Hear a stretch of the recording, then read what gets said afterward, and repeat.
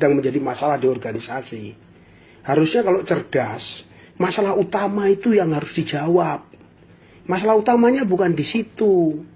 Masalah utamanya adalah ketidakterimaan saudara-saudara sekalian dari hasil Parlu 2016. Siapa coba yang membuat gaduh persaudaraan ini? Yang membuat gaduh ya hasil Parlu 2016 itu yang banyak pencederaan terhadap persaudaraan. Kalau seandainya itu memang mau dibijaksanai, kenapa harus keluar? Kenapa harus diketahui semua? Banyak pencederaan di situ, salah satunya. Ketua umum itu harus minimal 15 tahun jadi warga tingkat 2. Saudara yang terpilih baru 8 tahun. Jadi masalah itu menyalahi ADART. Kemudian yang kedua, ketua umum itu diusahakan yang berdomisili di Madiun. Itu tidak di Madiun yang dipilih. Yang ketiga, ini ada di ADART ini. Yang ketiga, ketua umum itu dipilih dengan memperhatikan usulan dari cabang-cabang.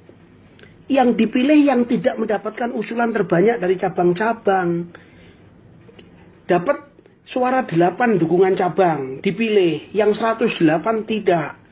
Nah ini kan yang memilih kecewa, ini kan mencederai persaudaraan.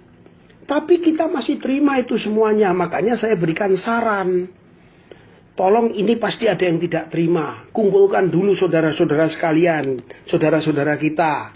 Berikan penjelasan. Majelis Luhur memberikan keputusan itu apa, sehingga semuanya terima.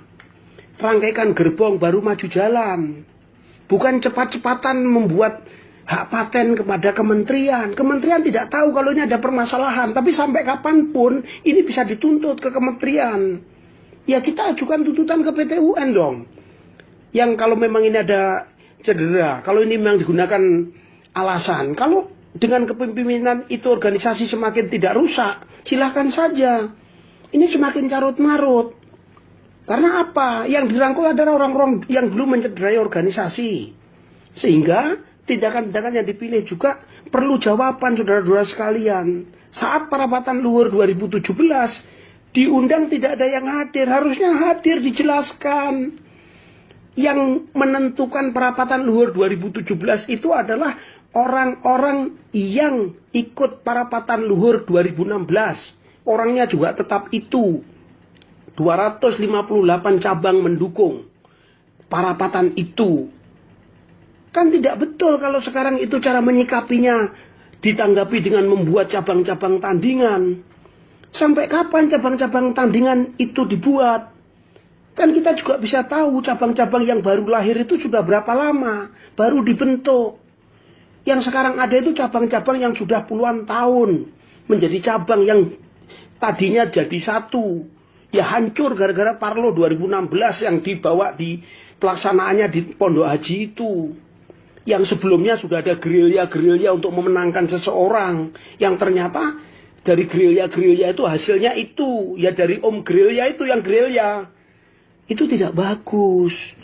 Jadi langkah panjenengan untuk membuat cabang-cabang tandingan itu tidak menjawab persoalan. Jiwa besar yang saya sampaikan pada ceramah itu, omong doang itu. Kalau tidak omong tok, silakan datang ke Padepokan. Mari yang sepuh-sepuh itu kita berunding di Padepokan. Rumah kita di Madiun. Coba kita tentukan. Selesai, apalagi kita ini aparatur negara. Kita harus menjaga ini, bukan malah kita membuat kekuatan yang kalau bisa diseimbangkan. Mau dibawa kemana organisasi ini? Mau trate tiketing, mau trate busway, mau trate MRT itu nanti mas. Yang penting, permasalahan ke dalam ini kita selesaikan dulu. Kalau begitu nanti ada CV Strate, ada perusahaan Trate. Kita bukan perusahaan. Kita persaudaraan, kita organisasi yang mengajarkan budi luhur. Bukan kesejahteraan anggotanya yang dipikirkan. Mereka biarkan bekerja dalam bidangnya masing-masing. Organisasi ini adalah perkumpulan batin kita untuk membuat adik-adik kita menjadi manusia yang tahu benar dan salah. Itulah kita bersumbayang selama matahari masih terbit dari timur. Selama bumi masih dihuni manusia. Selama itu juga kita tetap jaya. Karena yang kita bawa kebenaran. Lah mulai sampean itu menang-menangan. Karena sudah punya dasar hukum. Semuanya adik-adik teriak dasar hukum, dasar hukum. Adik-adik tidak tahu kalau dasar hukum itu dibuat dari kegiatan yang cacat hukum.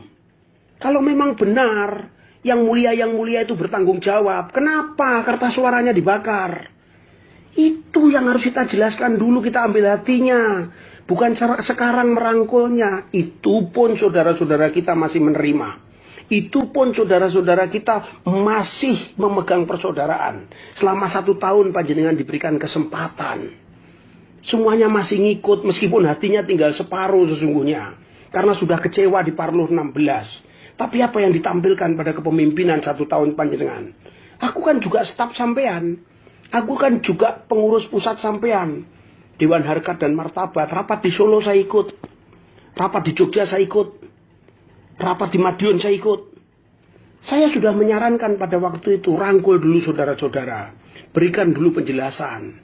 Bukan terus cepet-cepetan mendaftarkan ke Kemenkumham. Kemenkumham tidak melihat, tidak mengecek sampai ke tubuh organisasi. Kalau di situ ternyata hasilnya itu cacat hukum. Sekarang saya akan laporkan pada Kemenkumham bahwa hasil itu cacat hukum. Bagaimana coba? Kan tidak bagus. Sudahlah kita selesaikan secara kekeluargaan saja. Panjenengan pulang ke Madiun. Mas Ui pulang ke Madiun. Mas Gerilya pulang ke Madiun. Mari kita duduk bersama. Kalau nggak mau di Madiun di luar, mari kita duduk bersama. Kita ngomong bagaimana ini baiknya organisasi. Bagaimana baiknya. Bukan baiknya bagaimana.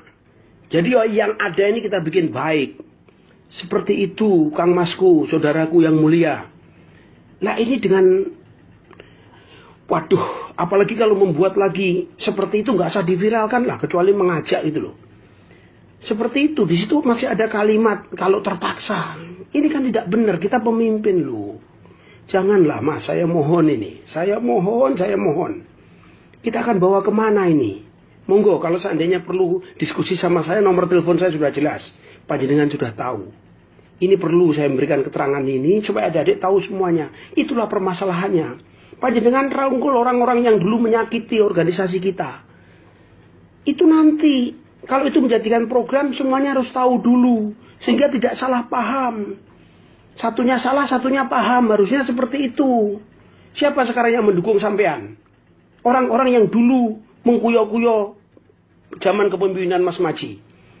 Orang-orang yang dulu mendirikan organisasi di luar Resetrate. Sekarang gabung dengan panjenengan. Tidak kita dengar lagi nama organisasi yang mirip-mirip Resetrate. Dulu ada. Sekarang gabung dengan panjenengan orang-orang itu. Berarti niat panjenengan sama dengan niat orang-orang itu. Tidak seperti itu. Jadi pas seduluran yang sampai omongkan dalam pidato itu kok kayaknya angel kita terima ya. Atau mungkin saya nggak nyambung. Demikian. Mohon maaf, ini mudah-mudahan menjadikan masukan, mudah-mudahan ini menjadikan perbaikan buat kita sekalian. Mohon maaf saya ngomongnya agak cepat, karena takut ini tidak bisa saya kirimkan. Semuanya ini saya kasih tahu. Saya bertanggung jawab, karena saya ikut dalam kegiatan ini, saya ikut di dalamnya. Saya ikut bertanggung jawab terhadap penyimpangan ini.